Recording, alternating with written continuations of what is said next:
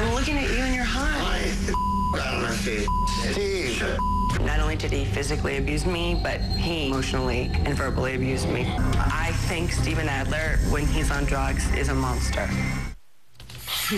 That is outtakes from VH1's Celebrity Rehab and Sober House.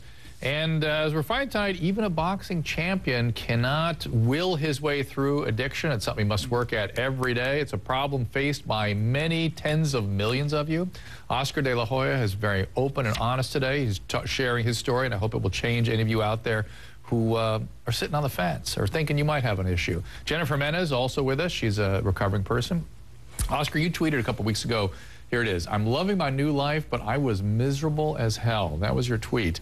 What was the bottom like again? You said it was a high bottom. What happened? Well, it was a high bottom because I was always a functioning alcoholic. I always knew how to cover my tracks, you know? Well, but again, it was something that was your thinking that, look, I'm a fighter. How bad could I be? Right. Right. I'm okay. And all these years, I was always lying to everybody, including myself, because I was the type of person, type of fighter who, okay, would win fights, would put on this smile, you know, the golden boy.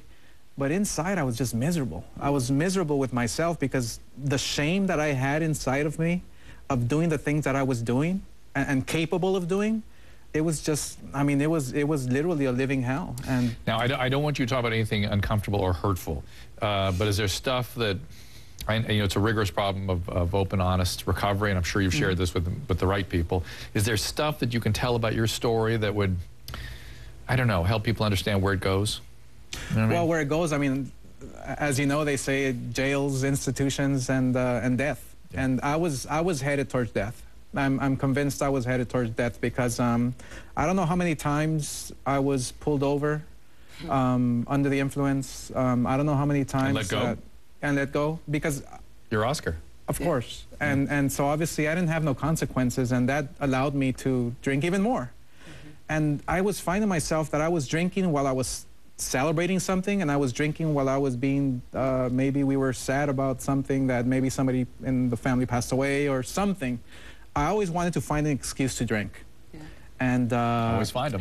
Yeah, you always find one. I woke up, I got a drink, you know? Absolutely. But you mentioned how the world colluded with you. Is that something that celebrities have to watch out for? Were there sycophants around you that should have, you wish, stepped up and cared more about you, the person? Oh, absolutely. I mean, it's like with me, it's like I know that people look at me under a microscope, and that's why I'm being so open about this, because I don't mind this. I'm an open book. I want people to know that I'm a grateful recovering alcoholic, you know, because yes, it can help people, but it's helping me get by one more day. And that's being of service to other people. Absolutely. This is a part, another magical piece of recovery that people don't get, do they, Jennifer? No, not at all. And I think it's so key that you're saying that. Like, I broke my anonymity, and I didn't realize, I thought it was like to help people, and my sponsor was like, no, you did it because you're that sick. And it keeps me so accountable. It does, because if I go into, you know, a bar, if I go into a restaurant, or if I go into a plane and someone's like, would you want alcohol? You see people looking at you, and it keeps you still under the microscope. Right. But yet it keeps me going, you know what, I have a purpose today, and being of service. Like,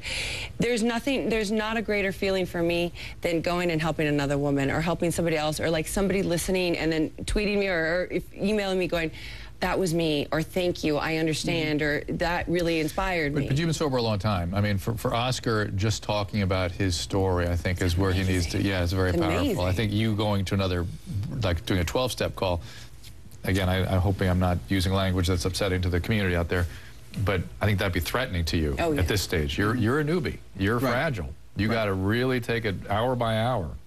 Exactly. It's literally hour by hour. You know, just the other night, last night actually, I was watching Dr. Bill's story with my wife, and I was telling my wife, no, this is my calling. I mean, this is what I actually want to be known for. A person who grew up in a very humble beginnings, okay? And kind of captured that American dream and had it all, and was on the verge of losing it all. And now I have even more, because I have, first of all, I have my health, I have my sobriety, I have my family, I have my kids. I can now live. I have my life. And that's the American dream. And to just send that message out, and if I can help just one person, great. But like I said, look, I'm being selfish. In my sobriety, I'm being selfish because I'm helping myself. It works both ways. It does. Is the early onset of your drinking, was it a painful childhood? Was that covering pain? Oh, absolutely. It was a very painful childhood. I mean, look, I come from a very, I come from a loving dad. I'm sure my mom loved me, my father loved me, but we didn't have it where, okay, they knew how to express it to us. We just didn't, we didn't have nobody to tell us, okay, the birds and the bees story, we didn't have that.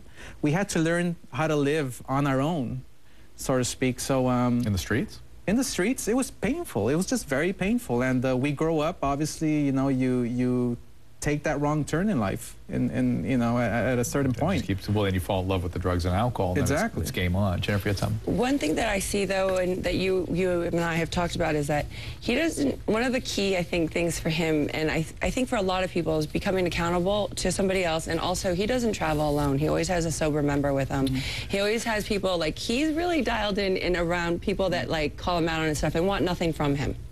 And that's got to be weird for you. Just people that want to help you in your sobriety. And well, it's funny because it's like I only have one friend, one childhood friend since I was like 4 or 5 years old that's stuck with me through thick and thin. And it's like I've always noticed myself pushing him away and not letting him know that I did drugs or that I did drink. And every time I remember now, every time we would go to a club or a bar or something, I would get so mad at him because I would tell him, why are you not drinking? What's wrong with you? While I'm drunk here falling everywhere. Well, you remember all that shame was there too. You wanted him to be in the disease with you. Oh, absolutely. Yeah. And what I would do is push him away and find somebody that would be with me in that circle and drink with me and have fun and so. And co-sign your BS, as we say. We've got to take a break here. We've got more with Jennifer and Oscar in just a minute. Also that Chris Brown and Rihanna story, we may talk a little bit about that. Stay with us.